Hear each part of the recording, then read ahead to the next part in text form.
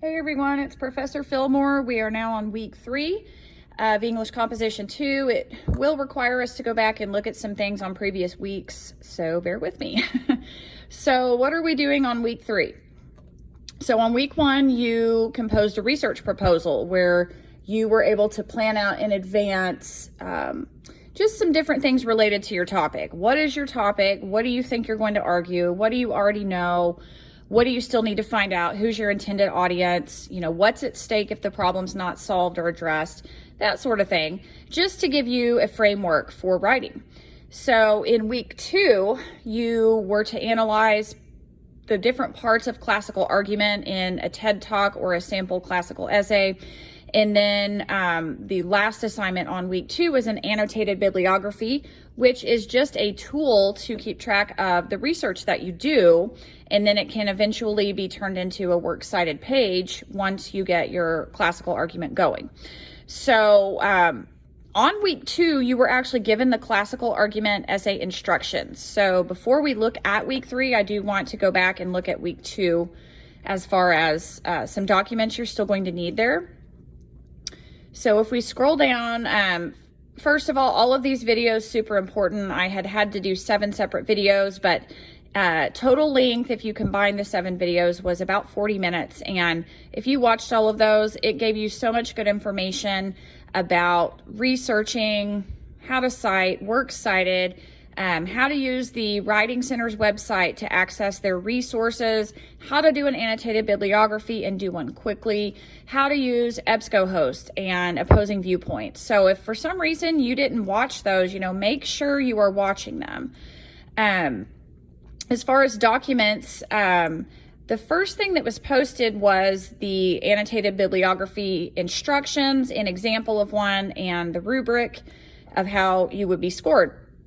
So we can kind of skip past that. Right below this big picture is where your actual instructions are. So this is just a reminder that your assignment instructions are posted on week 2. So you can open that document.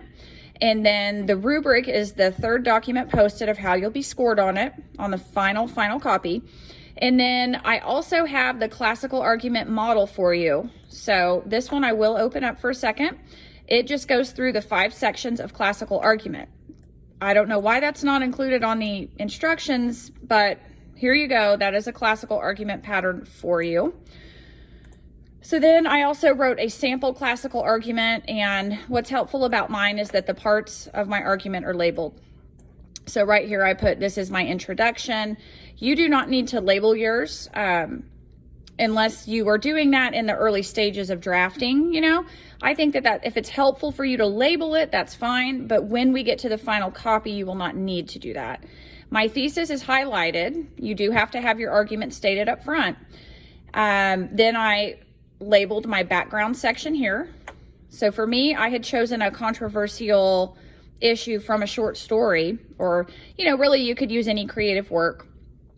And I knew that I had to give my reader enough background on the story and the time of the story. The fact that it was the 1970s was super important to this story, so that my reader would have the context to understand why I was arguing what I was arguing. That's the point of the background section. The evidence section is where I gave all the evidence of why I believe the Sister Maggie deserves the quilts. So I cited from the story itself, and then I also drew on a secondary source in my evidence section from an author called Baker.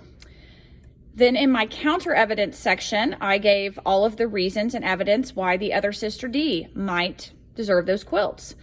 And then I did what is the key thing in a classical argument. Right here, I refuted it. So after I gave all the reasons that D might be seen as deserving of the quilts, I refuted. So I said, though D would undoubtedly preserve the quilts, she simply does not deserve them because she does not seem to understand the true heritage of her family.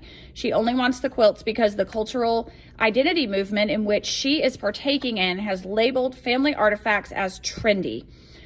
Then I pointed out she would only hang the quilts and not use them. I pointed out that the cultural identity trend will pass, and then what will she do with the quilts? She might throw them away. We don't know for sure. And I even said here, let's be fair. People don't consider museums bad. You know, we've probably all gone to a museum. So the fact that she's hanging it on the wall could be seen as a good thing to preserve the quilts. But once this fad of cultural identity passes, will she care about the quilts anymore? And that's the real danger to me. Then I gave this other reason, the whole issue of Dee not understanding her heritage. And this is where I cited another secondary source by the name of Cowart to support my refutation. So again, to refute your counter evidence, another word for refute is to contradict. So even when you point out the positives of the other side or the reasons that the other side would have for making their argument, you need to find some way of contradicting or turning that around to your advantage. So then I have my conclusion labeled right here.